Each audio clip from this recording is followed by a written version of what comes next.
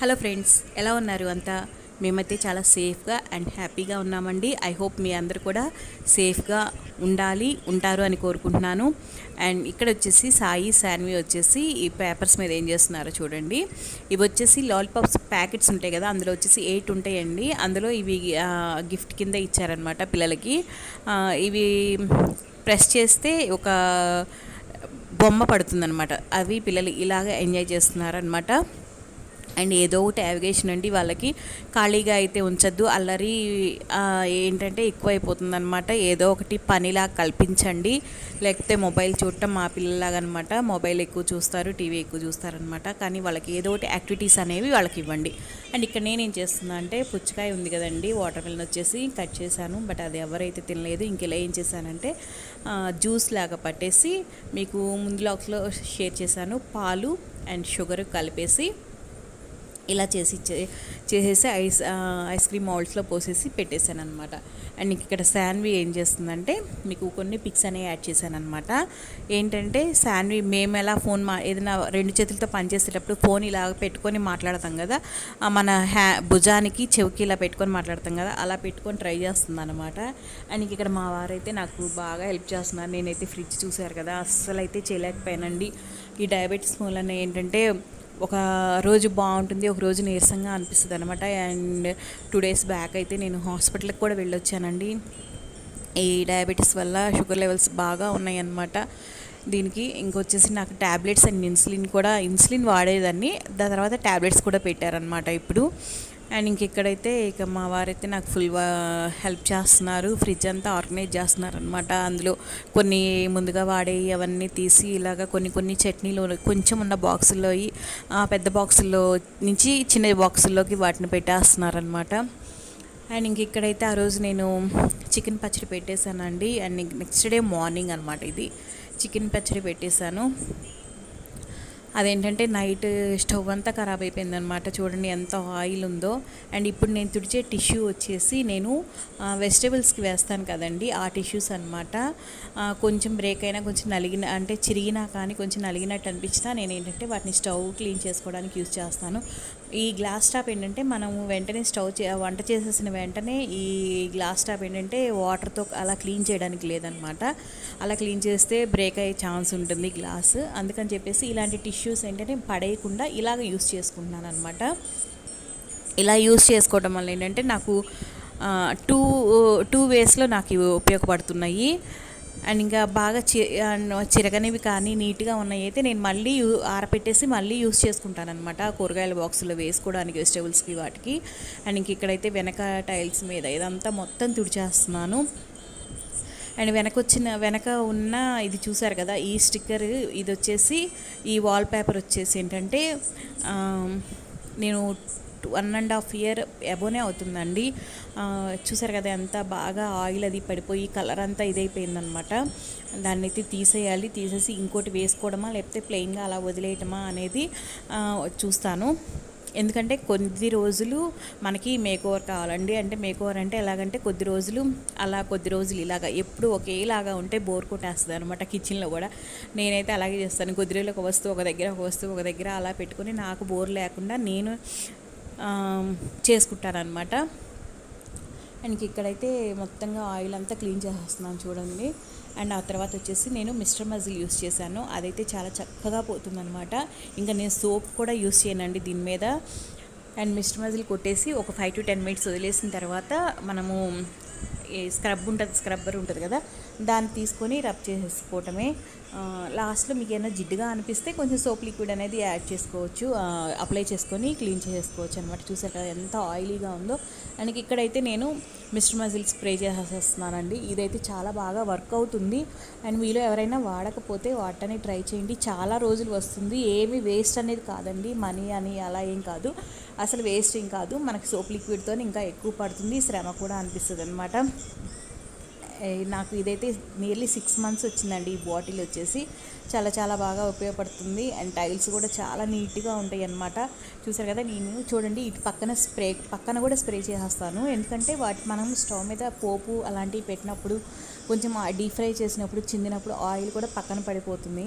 అలాంటప్పుడు ఏంటంటే వాటిని కూడా క్లీన్ చేసి చాలా బాగా పోతుందన్నమాట. మనం ఊరికి ఇలా కొట్టేసి స్క్రబ్తో ఇలా రుద్దేస్తే జస్ట్ మనం గట్టిగా అణిచి రుద్దాల్సిన పని లేదనమాట. చాలా బాగా యూజ్ అవుతుంది. ఎవరైనా మీరు యూజ్ చేయాలనుకుంటే నార్మల్ ఏమంటారు సూపర్ మార్కెట్స్లో ఉంటాయి, డిమార్ట్స్లో ఉంటాయి, ఆన్లైన్లో షాపింగ్లో కూడా దొరుకుతుంది అనమాట. అండ్ ఇక్కడైతే నేను మొత్తం స్ప్రే చేసేసానండి. స్ప్రే చేసేసిన తర్వాత చూసారు కదా, ఇక్కడ నేను స్టవ్ కింద కూడా క్లీన్ కొడుతున్నాను అనమాట. ఈ చుట్టూ కొట్టేస్తున్నాను. మేము వచ్చి ఈ హౌస్లోకి 4 years అయిపోయి జిడ్ అనేది నీట్గా పోతుంది. 5th ఇయర్లోకి వస్తామండి జూలై 27th. అండ్ ఇక్కడైతే నేను షింక్ కూడా అలాగే మెయింటైన్ చేసుకుంటున్నాను. వాటర్ స్టెయిన్స్ అనేవి, అంటే సాల్ట్ వాటర్ స్టెయిన్స్ ఉంటాయి కదా, అలాంటివి కూడా ఏమీ లేకుండా ట్యాప్స్ కానీ షింక్ కానీ చాలా నీట్గా మెయింటైన్ చేసుకుంటున్నాను. మీకు ఫర్దర్ వీడియోస్లో అవి కూడా షేర్ చేస్తానండి. అండ్ నేను మెయిన్ ఎక్కువగా ట్యాప్స్కి వచ్చేసి ఏం యూస్ చేస్తానంటే, రెగ్యులర్గా మనము నిమ్మకాయలు అయితే వాడుకుంటామో హాట్ వాటర్ తాగుతున్నా సరే మార్నింగ్, అలాంటి వాటిని ఏంటంటే వేస్ట్గా పడేయకుండా ఎప్పటికప్పుడు వాటితో నేను ట్యాప్స్ క్లీన్ చేస్తానండి. ఆ ట్యాప్స్ అలా నిమ్మకాయ తొక్కలతో రుద్దిన తర్వాత ఒక సోప్ లిక్విడ్తో నీట్గా రుద్దేస్తానమాట. ఎప్పటికప్పుడు అలా చేయటం వల్ల ట్యాప్స్ కూడా నీట్గా ఉంటాయండి, ఎక్కడ చిన్న మరక కూడా లేకుండా. ఆ తర్వాత వచ్చేసి ఇక్కడ నేను స్టవ్ అనేది ఇలా స్క్రబ్బర్తో నీట్గా రుద్దేస్తున్నాను. చాలా చక్కగా పోతుందండి. ఎక్కువ శ్రమ అనేది ఉండదన్నమాట. మనము పని చేసుకునే దానిలో కూడా ఈజీ వే అండ్ ఏమంటారు తక్కువ ఖర్చులో ఈజీగా చేసుకునేలాగా దీంతో మెయింటైన్ చేయొచ్చు అనమాట. అండ్ ఇక్కడైతే నేను ఫాస్ట్ ఫార్వర్డ్లో పెట్టేశాను. చాలా నీట్గా పోతుందండి. స్టీల్ స్క్రబ్బర్ మాత్రం దయచేసి గ్లాస్ టాప్ మీద మాత్రం యూస్ చేయకండి, ఇలాంటి మెథడ్దే యూస్ చేయండి. అండ్ నేను చూడండి బర్నర్స్ ఏంటంటే, బర్నర్స్ చుట్టూ కూడా మనము కార్నర్స్లో నీట్గా రుద్దుకోవాలన్నమాట. ఆఫ్టర్ క్లీనింగ్ ఇట్లా ఉందన్నమాట స్టవ్ అయితే. ఈ స్టవ్ తీసుకుని నేను 8 years అబోనే అవుతుందండి, 9 years అవుతుంది అనుకుంటా నేను తీసుకుని. నేను వచ్చిన కొత్తలోనే తీసుకున్నాను అనమాట. ఆ తర్వాత క్లీనింగ్ అనేది అయిపోయిన తర్వాత ఇలాగుందనమాట లుక్. అండ్ ఇక్కడ చూడండి, నేను ఇక్కడ కర్డ్ మేకర్ కూడా తీసుకున్నాను. యోగర్ట్ మేకర్ అంటారు కదా, అది కూడా తీసుకున్నాను అనమాట. అండ్ రాబోయేది వర్షాలు, చలికాలం కాబట్టి ఇంకా నాకు పెరుగు కూడా తోడుకోవడం లేట్ అవుతుంది మనకి, అందుకని చెప్పేసి ఇది తీసుకున్నాను అనమాట. అండ్ అంటే గిన్నెలో కూడా తోడు పెట్టుకోవచ్చు. బట్ మనకేంటంటే ఇందులో నేను చూసిన వీడియోస్ కొన్ని చూసిన తర్వాత తీసుకుని ట్రై చేద్దాం అనిపించింది. మా వారికి చెప్తే తీసుకున్నారనమాట. తీసుకున్న తర్వాత నాకు చాలా బాగుంది అనిపించింది. ఎందుకంటే పెరుగు కూడా చాలా గట్టిగా నీట్గా చాలా స్మూత్గా అనిపిస్తుంది, చాలా బాగుంది. ఇదైతే నేను రివ్యూ కిందే చెప్తున్నాను అనమాట. అండ్ చాలా బాగుందండి యోగర్ట్ మేకరు, ఎవరైనా అవసరమైతే తీసుకోండి.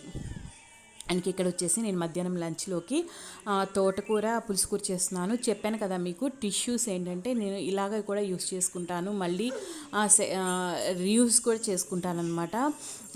చూపిస్తున్నాను అనమాట మీకు, ఇలాగ చేసుకుంటాను నేను స్టవ్ మీద అని చెప్పేసి. అండ్ ఇప్పుడు తీసిన టిష్యూ అయితే బాగానే ఉంది. నేను అలాగ తీసి ఒక దాని మీద ఆరేసినట్టు వేశాను. అది డ్రై అయిపోయిన తర్వాత నేను ఒక బాక్స్లో మళ్ళీ స్టోర్ చేసి పెట్టుకుంటానండి, ఎందుకంటే మళ్ళీ యూస్ చేసుకోవడానికి. అండ్ ఇక్కడ వచ్చేసి ఏమంటారు బ్రేక్ఫాస్ట్లోకి గోధుమ పిండి దోశలా వేసాను అనమాట. దాంట్లోకి ఏంటంటే నేను ఇలాగ బీట్రూట్ మిక్సీ పట్టేసి ఈ విధంగా వేశాను. అండ్ మార్నింగే ఇలాంటి పనులన్నీ పెట్టుకుంటేనండి, స్టవ్ క్లీన్ చేసే పనులు అవి పెట్టుకుంటే మాత్రం ఈ స్వెట్టింగ్ అయితే అసలు నిజంగా చెప్తున్నానండి, స్నానం చేసినట్లే అయిపోతుంది. అండ్ ఇక్కడైతే నేను ఈ బీట్రూట్ జ్యూస్ కూడా గోధుమ పిండిలో వేసేసుకుంటున్నాను.